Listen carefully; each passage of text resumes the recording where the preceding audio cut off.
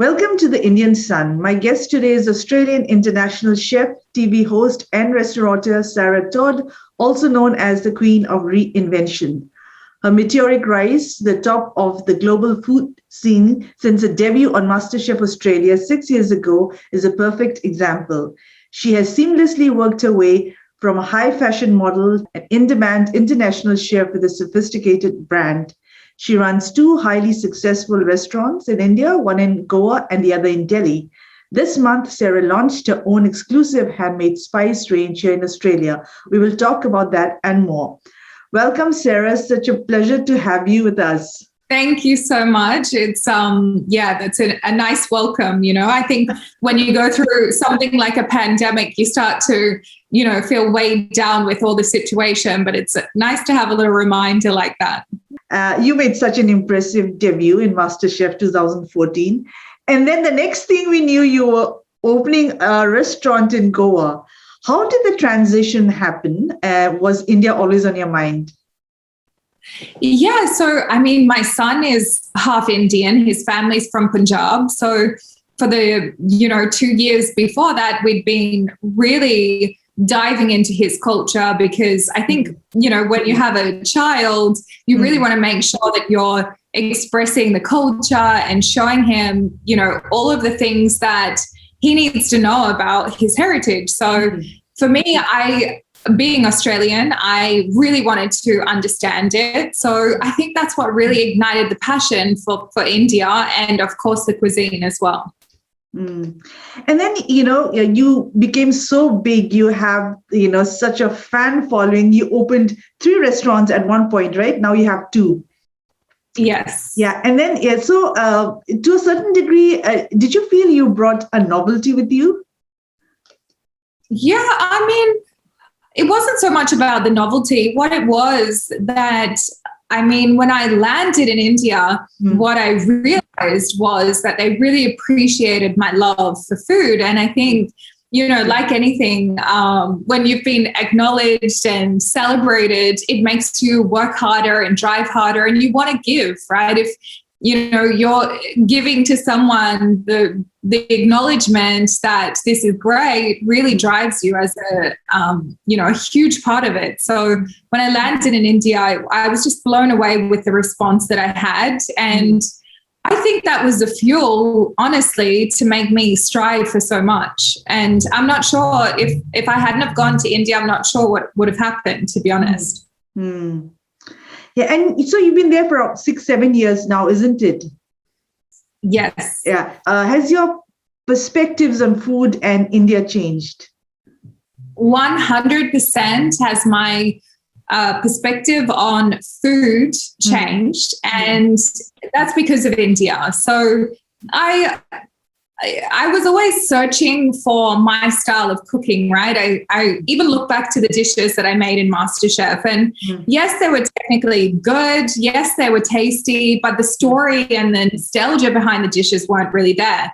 And that's something that only comes through experience. Like when I went on MasterChef, that style of cooking, I'd really only been doing for a year. I was more cooking to survive, cooking for health and cooking for nutrition, but cooking for love was something that was really quite fresh to me. So when I landed in India, it was, I would say, 2 years until I really started to understand my own style. And that is through experience. And it's like anything in life, until you really experience, you can't really say what your style is or, what your influences are. So that definitely took me time.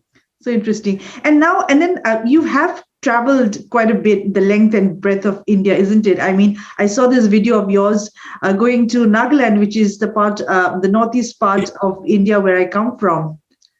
Oh, you're from Nagaland. That is I'm not from Nagaland. I'm from the northeast, but that area. Whereabouts in the north?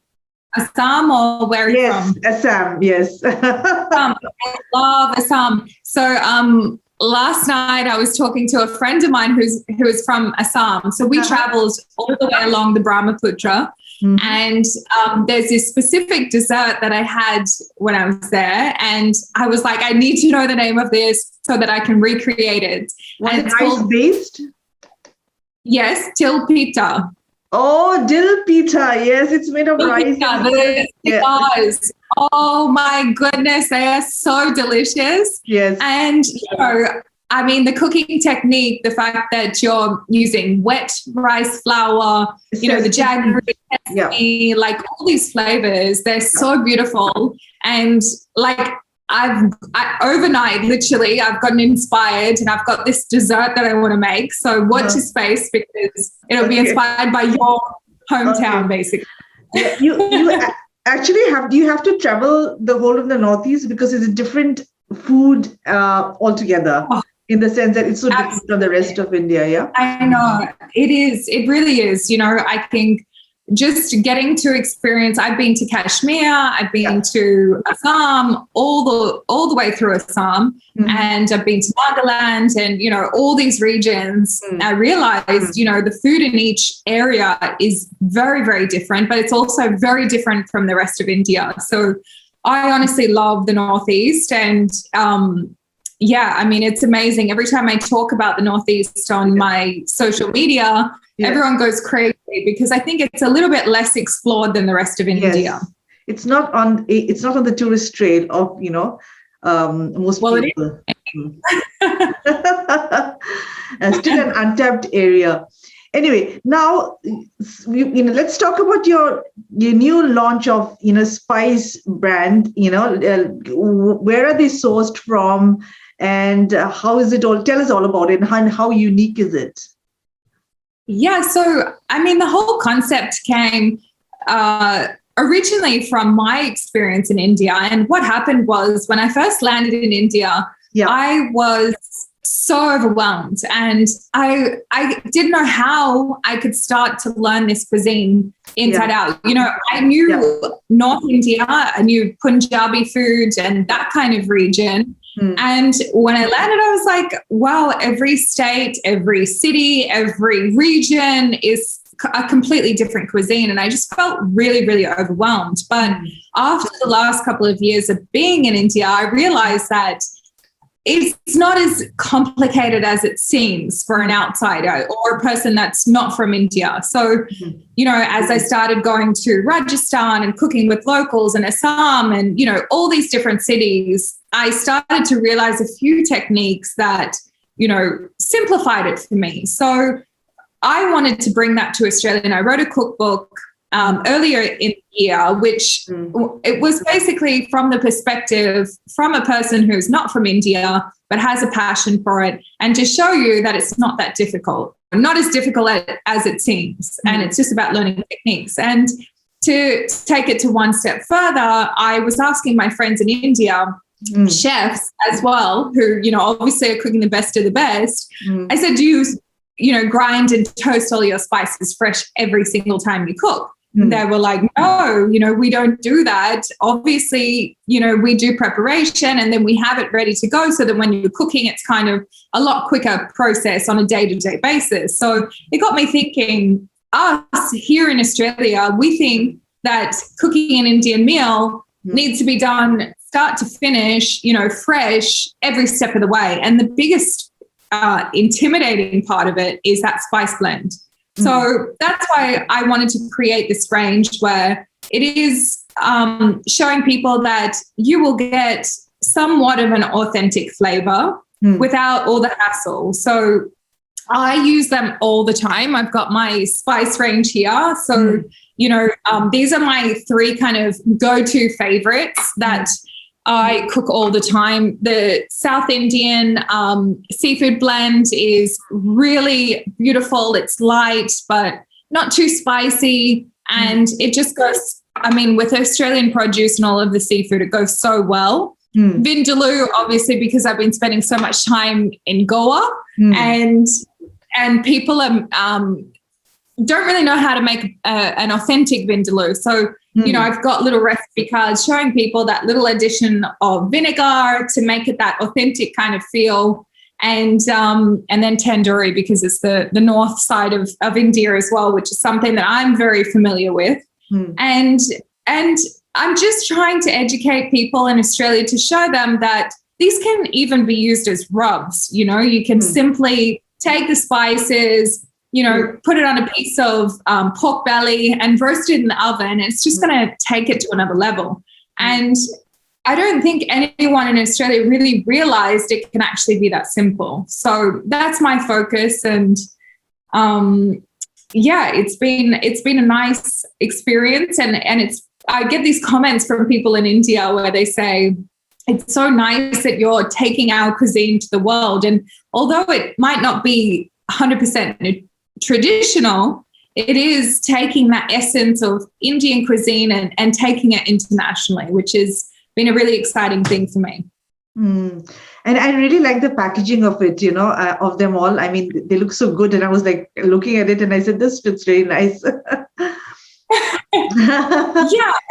They speak for themselves. And that's the thing. I didn't want to take away from anything with the packaging, and they're very practical. And, spices get everywhere in my house. And, if it's any sort of packaging where it's, turmeric and all these different spices and you're touching it, discolors, like I just wanted something really simple and also practical because, as I'm sure that spices need to be kept in a dark place. They need to not be in a clear bottle, which, most of the times they come in glass bottles, and light and heat really take away from the freshness of spices. So, I developed this range using a manufacturer in India that emulates the natural process of blending spices, which is more of that pounding and grinding motion rather than sticking it into a blender or a coffee grinder that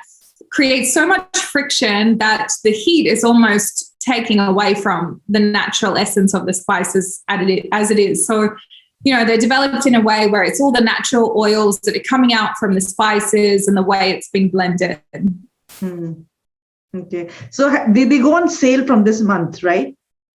Yes, just really recently. They're on sale from my website at sarahtodd.com.au. And and I think it's a really exciting time because, getting these kind of blends into supermarkets in Australia is a thing that I think is really necessary. And it's the right time because I think people, should see the quality of the spices that they're using and notice the difference, right? And the way that they've been kept and the way they've been produced. And it really does make a huge difference to your dish.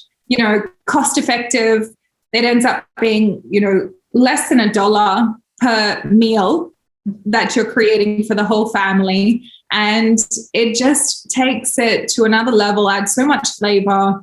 And even the essence of, in Australia especially, we want to eat more vegetarian dishes. This is a great way to do that. So, just educating people that, Indian cuisine is probably one of the best and healthiest to eat in terms of, reducing your carbon footprint and eating more vegetables at the end of the day. Yeah, I was going to ask you this question, looking to the future, how will people eat? I mean, will we continue down the road of eating less meat and poultry and more vegetables? Yeah, I think it's definitely going to be more balanced. I don't think meat will go away completely. And I personally feel if you're going to eat meat, eat real meat. Don't eat meat that is artificial or, being developed in a way that is to emulate meat. Just find interesting ways to eat vegetables that satisfy the palate. And the way that I found this out was basically when I opened my restaurant in Mumbai. So Mumbai is 60% vegetarian, as I'm sure you know. And so the majority of customers that are coming in, you don't want them eating off the side menu, right? That, here, choose from a couple of these vegetarian dishes on the side. You want them to have the same experience. So what I wanted to achieve was whole dishes that felt like even if a person that is non-vegetarian or a meat eater, they feel satisfied and, they can get away with eating a completely vegetarian meal and not feel like they're missing out. So it started my mind working in a way to really develop these dishes that are nutritious, they are tasty, and they hit all the senses in terms of, texture and making you feel full and all of those different elements. And I think if we can do that, especially in Australia, people will move towards more eating vegetarian dishes. But if we stick to the meat and 3 veg, where it's steamed vegetables or boiled vegetables and a piece of meat, then no one's going to eat, steamed vegetables or boiled vegetables. That's not going to happen. It's not tasty. You basically just eat it because you think that you should, and you're not feeling fulfilled from that. It's the meat that's giving it sustenance. So giving people an alternative that they feel satisfied. Now, Sarah, your profile has grown, so much. I mean, you have 2 restaurants, you've appeared on television shows, you've written a book.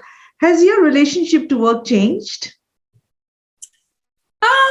You know what? Not really. I think for me, I was raised in a very loving family, but we didn't have a lot of money. So I think that upbringing really sticks with you for a long time. So you always feel like you need to be running, you need to be working hard. And I really consciously need to say, sit back and acknowledge how far you've come and what you've achieved. But for me, I think it's obviously that upbringing that makes me just strive for the next thing. And I think it's also a little bit of society as well at the moment that is, for women have to work a little bit harder than males in terms of running the household and raising a child and working full time. So, that balance has always been something that I've been trying to get to, but that definitely takes time. Now, you came back to Australia in the nick of time last year in March when Australia, closed its international borders, right? Now, when are you planning to go back to India, and what are your cooking revelations during the pandemic? So honestly, I mean, as soon as I can get back to India, I'll be on the first plane there. And my cooking revelations, I think it's been something similar that I've been going through the process of, the last few years. And that is just really highlighting ingredients and where they come from. And that's something that I've always really tried to bring to my restaurants in India, is to highlight the growers and, all of that side of the dishes. So it's just, that's something that I'll continue to do in India. And I think if you really support the farmers and the growers, that's when they get the ability to be able to, produce more, get their prices down, because they obviously have a larger sale going on as well. Mm-hmm. Now, what are your current projects in Melbourne? I know you have stakes both in India and Australia, but right now, what are your commitments here? I've been working on a few different things. I can't really say right now, but I filmed a new television show that got in within lockdowns that I managed to finish filming. That'll be coming out shortly. Obviously, the product range is something that I am very passionate about, because people are at home a lot more. And I just want that access to be there for everyone, quality, price, and, affordability, and of course, taste. And a few other things, but they're very early stages. So, this time has really been good for me, because when you're running from country to country and place to place, that it's hard to kind of regroup. So this has been a good time for me to kind of consolidate my thoughts and focus on the things that I'm really passionate about. Okay, so lovely. We have time now for our last fun section. I'm going to ask you quick 5 questions, and you don't have to, sort of think too much about it. Okay? Sure. Yeah. So your favorite Indian recipe? Has to be fish curry. I make it at least once a week. So it's definitely that. Okay. The dumbest thing you've done in the kitchen? Oh my gosh. There's probably a lot, but probably when I undercooked my chicken in MasterChef, that would have to be my dumbest. I ran out of time. Okay. Favorite Indian restaurant in Melbourne? Favorite Indian restaurant would probably be daughter-in-law. Okay. Favorite Indian actor? Oh gosh, it is I'm forgetting his name. It is Atka, Farhan Atka. Farhan Atka. Okay, you like that guy? Okay. Yes. Favorite Indian. Oh my God. Yeah, he's good. Favorite Indian city? Oh, that is a tough one. I would say Mumbai. I love Goa, and that's really hard for me to say it, but Mumbai, I feel, has it all. You know, it's got that same city vibe and, you know, restaurants and all of that, but it still has a bit of a beach going on. I need to be near the water. Yeah. But if I want to relax, I got to go, but I'm going to just say it straight, Mumbai. All right. Thank you so much, Sarah. It was so good talking to you, and I hope you have a good sales going with your brand of spices. Thank you so much. It's such a pleasure. And yeah, I mean, it's great to talk to you about Assam, and yeah, looking forward to things coming up. Next time you should explore more. Go into Shillong. Shillong is also... Trust me, I've explored the Northeast more than most, I'm sure. Yeah. I love it. Okay. All right. Bye. Thanks a lot. Thank you. Take care. See you. Bye. See you. Bye. Bye.